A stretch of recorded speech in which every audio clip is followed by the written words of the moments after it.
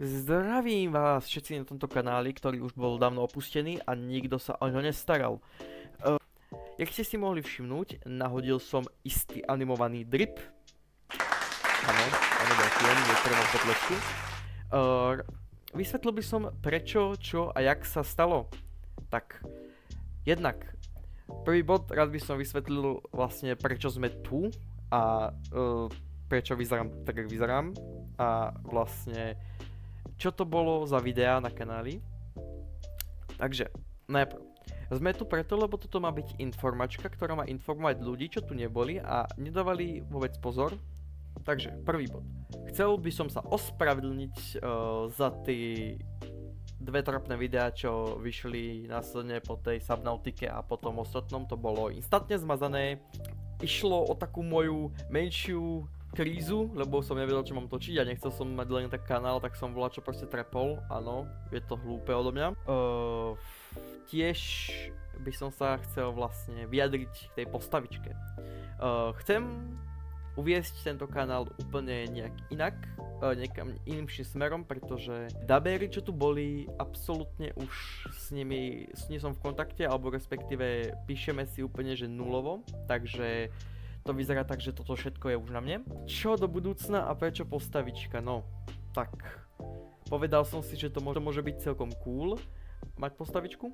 Čo do budúcna? No, tak ja sám neviem, čo do budúcna. A chcel by som sa zaujímať o viacej veci, nie len o točenie trapných videí, takže musíte pochopiť, že teraz vyjde toto video ako informačka a potom možno vydám nejakú tému, ešte neviem.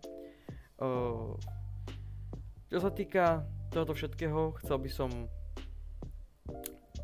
sa poďakovať vlastne ľuďom, čo mi dali odber v poslednej dobe, takže ďakujem vám, som vám zaviazaný. Ešte teda, toto video by má byť krátke, takže keď náhodou bude až príliš krátke, ospravedlňujem sa, ale bohužiaľ mám veľa roboty. Chcel by som sa teraz teda postaviť hlavne k tej postavičke, čo to má znamenať, kto to je a čo to má... No tak, aby som dal všetko na prvú mieru, je to moje OCčko, ktoré vlastne používam teraz v RPčkách a v podobných hlúpostiach. Bolo to dizajnované a nakreslené mnou. Či sa to bude objavovať v ďalších videách, to neviem, asi hej, uvidíme. Podľa toho, či budem mať čas urobiť ako keby ďalšie tváre a tak. A vlastne toto video má byť len také maličké, takže preto budem už za chvíľu končiť, lebo už ma tlačí čas. Má to byť rýchle, aby ste pochopili, čo sa vlastne stalo. Nestretáme sa s tými ľuďmi, čo sme sa stretávali, skončilo to. Takže som už sám na ten kanál. Ja mám veľa práce, čo sa týka veľa stresu, veľa práce z osobného života. Takže neviem, kedy vyjde video. Musím ísť, takže bolo mi potešením s vami zase hovoriť, hej. A uvidíme sa na budúcej. Čauko.